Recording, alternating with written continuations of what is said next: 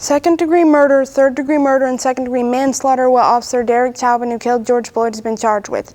J. Alexander Quang, Thomas Lane, and Tao Thao are charged with aiding and abetting second-degree murder and second-degree manslaughter.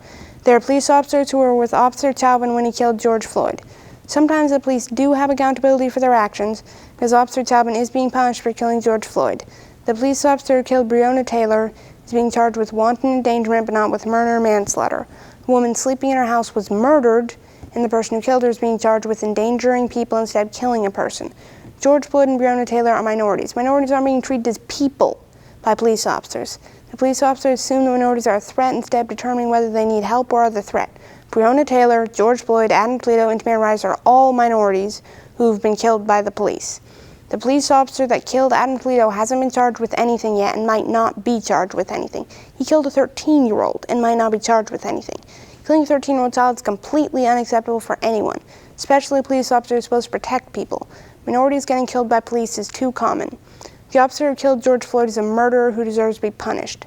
The cop who killed Tamir Rice should be in jail for killing a 13-year-old with a toy gun when the person who called the police about someone having a gun said that the gun might be fake and the person holding it might be a child.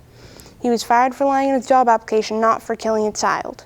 Yvonne McDonald was found naked and unresponsive outside a home in West Olympia, a few blocks from her apartment. She was treated for opioids and taken to the hospital, but she died. The investigation into her death is still open, even though there is no evidence of foul play or suspects. Yvonne's family and other people don't believe the police have investigated Yvonne's death thoroughly. People have lost faith in the police. Minorities being commonly killed by police has damaged or destroyed people's faith in the police, which is making it harder for the police to protect people, which is reducing people's faith in the police even more. Police need more training on how to de-escalate situations. They spend 71 hours training with firearms and only 21 training on how to de-escalate situations.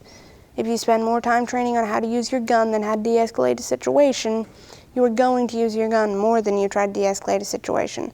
Police get a lot of training on the use of physical force in general and very little on how to communicate with people. If police had more training on how to communicate with people, the odds that they would be able to peacefully resolve a situation would increase by a lot.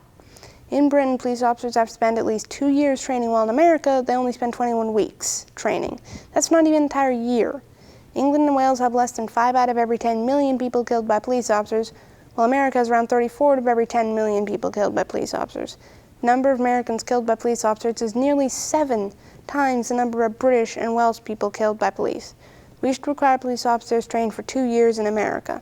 Additionally, British police officers are trained to view guns as a last resort and always start out by trying to use words to de-escalate a situation. American police officers should also do that. Police officers are up to 5 times more likely to commit suicide than be murdered.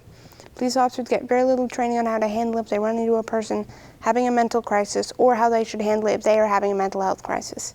Police officers need to receive more training on how to handle mental health crises.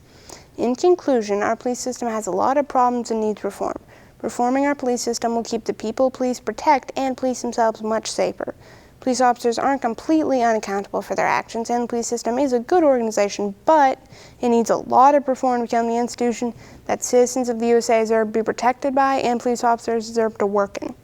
Currently, minorities have to fear the police as much as criminals do, but we can make a world in which that isn't true.